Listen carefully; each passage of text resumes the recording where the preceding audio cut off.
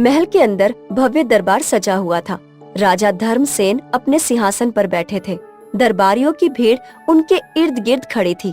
सभी राजा की शक्ति और पराक्रम की प्रशंसा कर रहे थे। राजा के चेहरे पर गर्व छलक रहा था।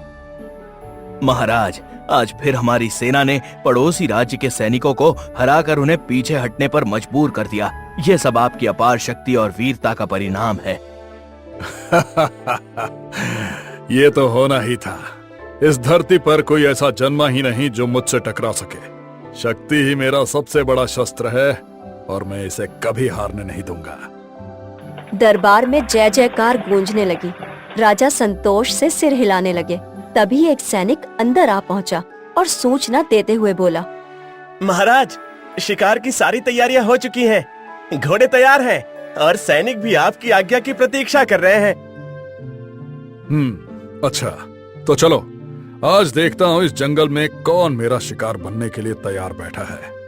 राजा और उनके सैनिक महल से बाहर निकल गए। कुछ देर बाद गहरे जंगल में राजा घोड़े पर सवार होकर आगे बढ़ रहे थे। सैनिक उनके पीछे पीछे चल रहे थे। अचानक राजा को रास्ते के किनारे एक बूढ़ा साधु दिखाई पड़ा, जो थका हुआ और प्यासा प्रतीत हो रहा था।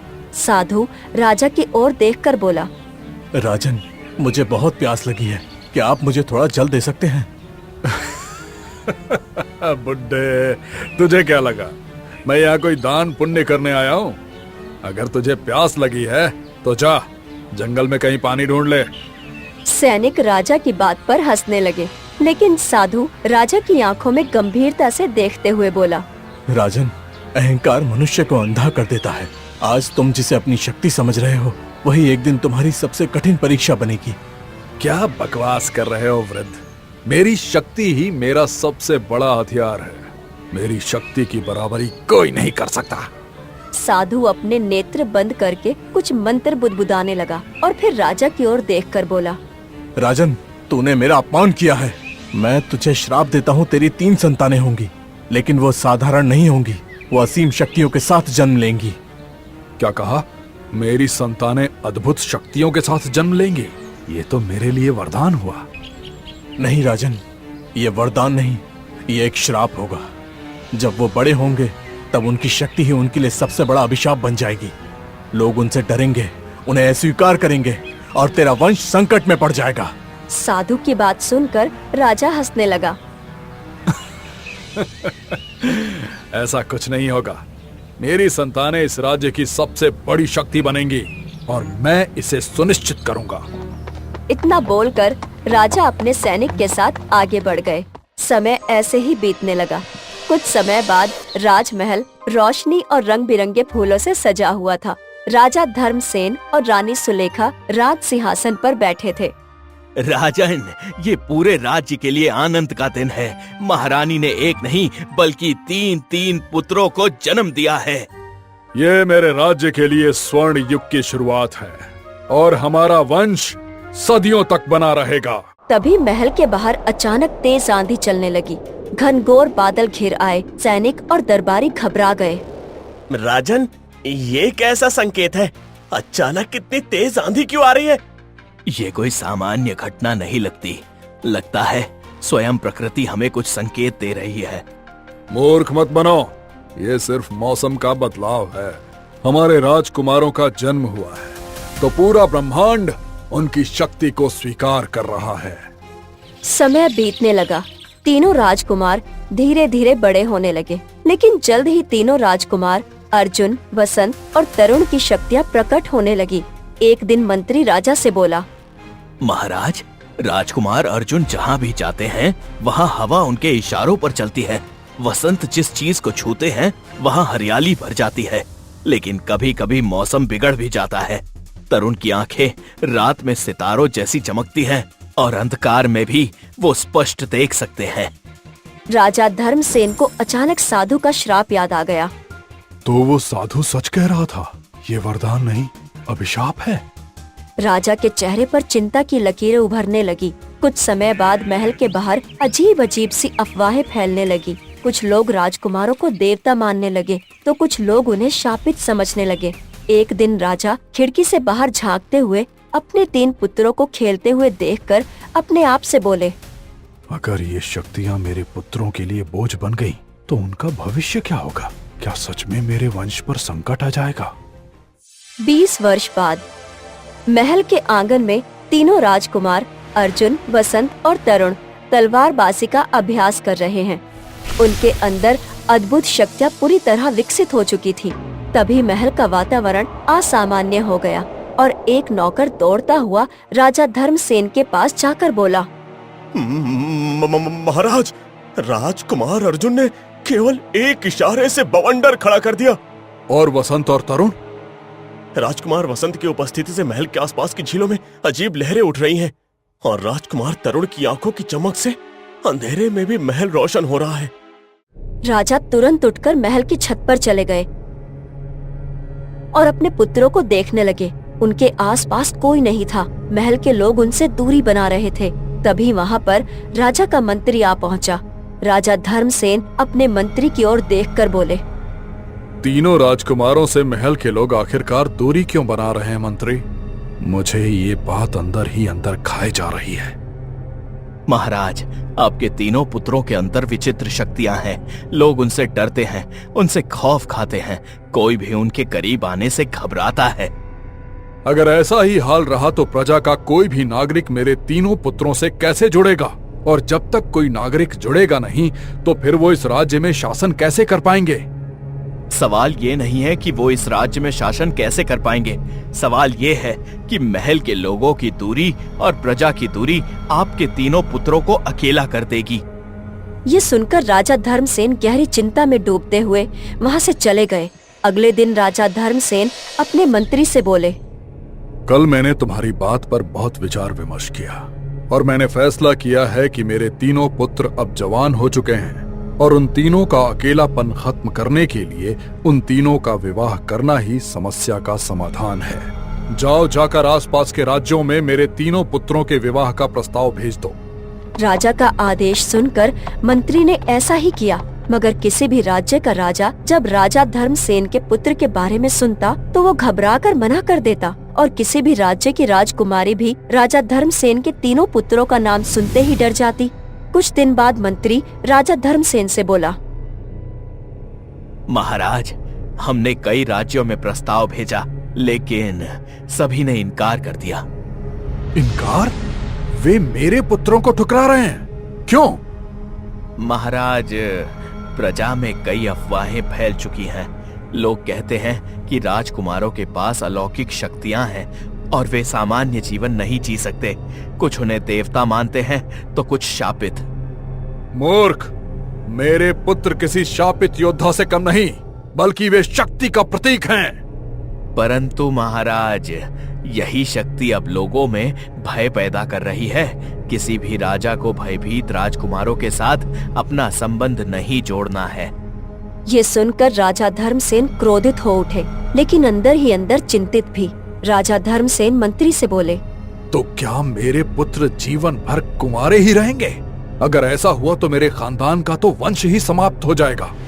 राजा धर्मसेन की बात सुनकर मंत्री गहरी सोच में डूबता हुआ बोला, महाराज, आपको याद है कि वर्षों पहले आपने एक साधु का अपमान किया था और उसी साधु ने आपको श्राप दिया था कि आपकी 3 संतानें अलौकिक शक्तियों के रूप में जन्म लेंगी।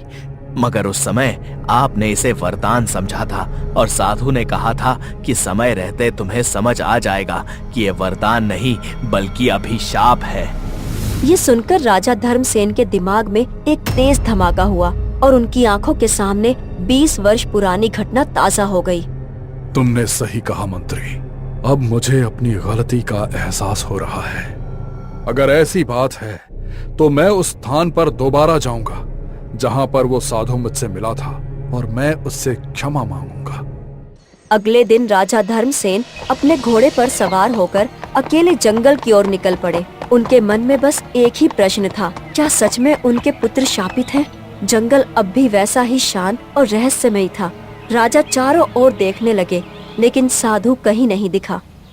साधु, तुम जहां भी हो मेरे सामने आओ। मैंने तुम्हारी बातों को पहले मजाक समझा, लेकिन अब मैं सच जानना चाहता हूँ। कुछ क्षणों के बाद एक हल्की रोशनी प्रकट हो गई।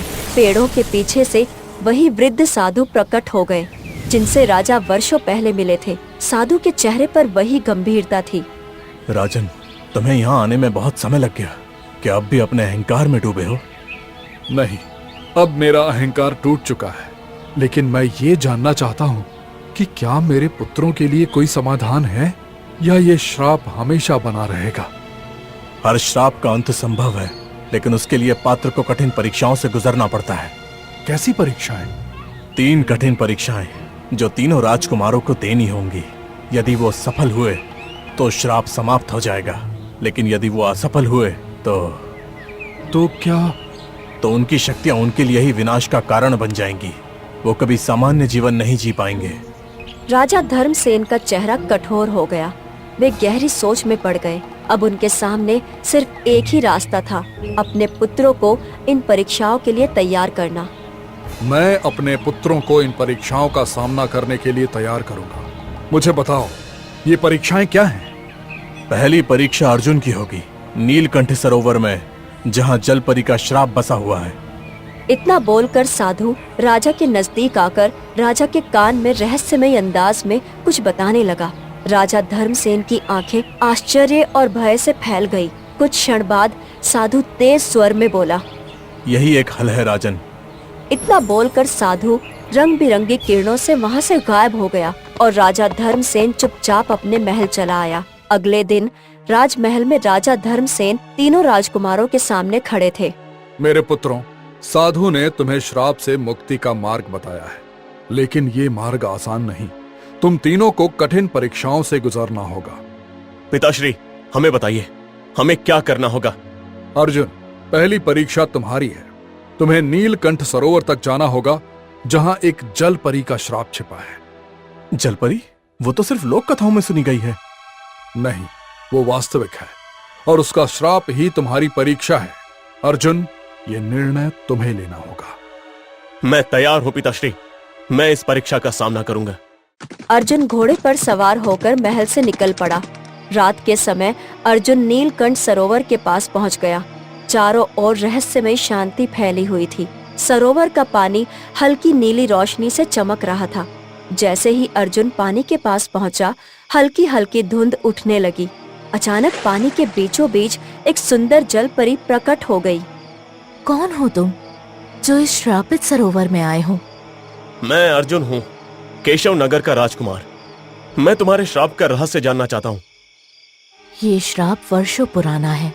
एक दुष्ट जादूगर ने मुझे इस सरोवर का पहरेदार बना दिया ताकि कोई भी यहाँ से अमृत कलश ना ले जा सके। जब तक कोई व्यक्ति सच्चे प्रेम और साहस से मेरी परीक्षा पास नहीं करता, तब तक मैं मुक्त नहीं हो सकती। अगर तुम्हारी मुक्ति मेरी परीक्षा है तो मैं इसे पूरा करने के लिए तैयार हूँ। जल परी ने हाथ उठा दिए और सरोवर का पानी अचानक ऊंची लहरों में बदल गया। चारों ओर एक रहस्यमय गूंज सुनाई देने लगी। ये परीक्षा बल से नहीं, हृदय से जीती जाएगी। तुम्हें साबित करना होगा कि तुम्हारा हृदय सच्चा और निडर है।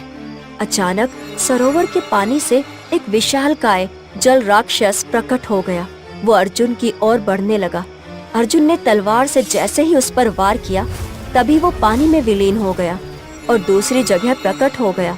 अर्जुन को एहसास हो गया था कि ये राक्षस केवल छलावा है। अगर मैं इससे लड़ता रहा तो मैं कभी नहीं जीत पाऊंगा। मुझे इन पर वार करने के बजाय जलपरी की सच्ची परीक्षा को समझना होगा। अर्जुन ने अपनी तलवार नीचे रख दी और आंखें बंद कर ली। राक्षस उसके चारों ओर घूमने लगा, लेकिन वो शांत खड़ा रहा। अचानक राक्षस धीरे धीरे गायब हो गया। तुमने समझ लिया, असली परीक्षा बाहुबल की नहीं बल्कि मन की थी। सच्चा योद्धा वो होता है जो केवल युद्ध से नहीं बल्कि धैर्य और बुद्धि से भी जीतता है। इतना बोलते ही जल परी का रूप बदलने लगा और वो एक सुंदर राजकुमारी में बदल गई। मैं असल में नीलकंठ साम्राज्य की राजकुमारी सुमित्रा हूँ। उस दुष्ट जादूगर ने मुझे जलपरी बनाकर इस सरोवर में कैद कर दिया था। आज तुमने मुझे मुक्त कर दिया है। ये केवल मेरी परीक्षा नहीं थी बल्कि तुम्हारी भी थी। अब तुम स्वतंत्र हो। राजकुमारी सुमित्रा भावुक हो गई और अर्जुन के साथ उसके महल चली गई। महल में राजा धर्मसेन, वसंत और तरुण बेसब्री से अर्जुन की प्रतीक्षा कर रहे थे। जैसे ही अर्जुन ने महल के द्वार से प्रवेश किया, सभी प्रसन्न हो गए। राजा धर्मसेन अर्जुन को गले लगाते हुए बोले। मेरे पुत्र, तुमने पहली परीक्षा सफलतापूर्वक पूरी की। तुमने न केवल जल परी का श्राप तोड़ा, बल्कि ये भी साबित कर दिया कि एक सच्चा योद्धा केवल तलवार से नहीं बल्कि बुद्धि और धैर्य से भी जीतता है। भैया, लगता है पहली परीक्षा के साथ साथ एक राजकुमारी का दिल भी जीत लाए हो। राजा धर्मसेन वसंत की ओर देखकर बोले। अब वसंत की परीक्षा की बारी है, पत्थर के जंगल की यात्रा। सभी की निगाहें अब वसंत की ओर मुड़ गई। पिताश्री, मुझे बताइए, मेरी परीक्षा क्या है? तुम्हें पत्थर के जंगल में जाना होगा। वहां एक शापित राजकुमारी कैद है, जिसे इस श्राप से मुक्त करने की जिम्मेदारी तुम्हारी है। पत्थर का जंगल? वो तो मृत्यु का स्थान माना जाता है। वहां से कोई जीवित लौटकर नहीं आया। इसीलिए ये परीक्षा है। तुम्हें अपने साहस और शक्तियों से यह सिद्ध करना होगा कि तुम इस चुनौती के योग्य हो। वसंत अपनी तलवार उठाकर यात्रा के लिए तैयार हो गया और घोड़े पर सवार होकर पत्थर के जंगल की ओर बढ़ गया। जैसे जैसे वो जंगल के अंदर बढ़ रहा था, चारों ओर अजीब सी निस्तब्धता छाती जा रही थी। पेड़ पौधे पत्थर में बदल चुके थे और जगह जगह इंसानों और जानवरों की पत्थर की मूर्तियां खड़ी थीं, जो पहले जीवित प्राणी थे। ये जगह तो सच में श्रापित लगती है। यहाँ हर चीज पत्थर में बदल चुकी है। अचानक हवा में एक करुणामयी आवाज गूंजने लगी। वसंत चौकन्ना हो गया और आवाज की दिशा में बढ़ने लगा। देर बाद उसे एक विशाल पत्थर का महल दिखाई देने लगा।